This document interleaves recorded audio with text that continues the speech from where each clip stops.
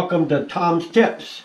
You know, every day you learn something, especially about cooking. And you either learn it by reading it in a magazine, seeing it on TV, or actually making the mistake and you don't want to make it again. So I collected these tips and I want to share them with you. They're kind of random tips. They're not in any particular category. First of all, when you're getting ready to make a recipe, you need to read it through and read it through a couple times so you make sure that you've got everything you need. You don't want to be running back and forth all the time. Now, this recipe is for a spinach orange salad.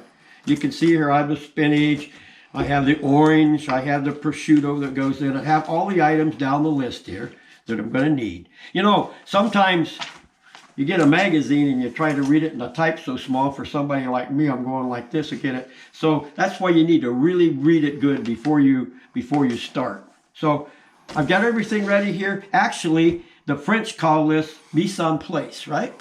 Something close to that. I don't speak French, so, but anyway, they call it that, put in place. So that's what we've done. We put this recipe in place. We're ready to make it. A couple other tips I'd like to share with you. We all know that with your coated cookware, you don't want to use a metal instrument. We all understand that. One of the things that I learned was that you shouldn't use cooking spray. Some of the chemicals in the spray actually will make the surface deteriorate. So you need to use pure oil, and you should put that oil in a cold pan other than a hot pan, okay?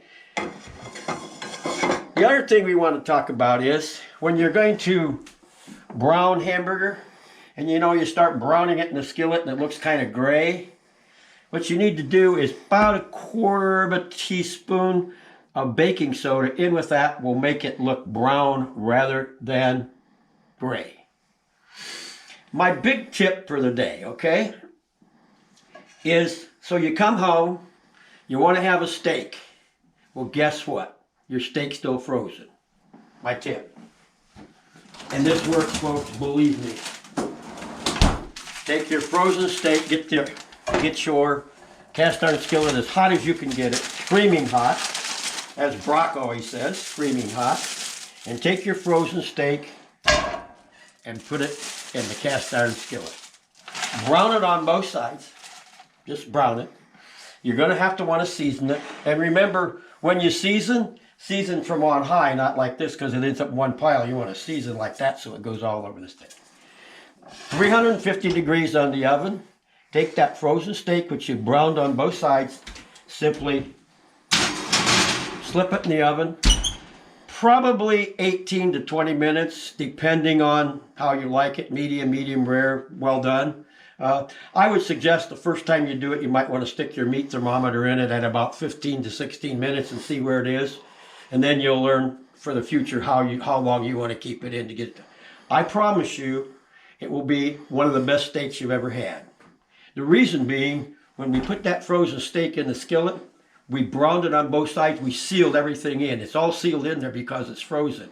Now when it goes in the oven, you'll notice when you do it, you don't lose any juices. When you thaw it out, what happens is you got juice all over the place that you don't get to have in the steak. So that by the frozen steak, and I didn't believe this, folks, until I actually tried it. So, one last tip, and I've had this problem. One of your problems is where do you store your bread? You used to have a bread box on old farmhouses and stuff. You always had a bread box or you had a bread drawer. You don't see those too much anymore. It's all right to store them in the store your bread in the refrigerator.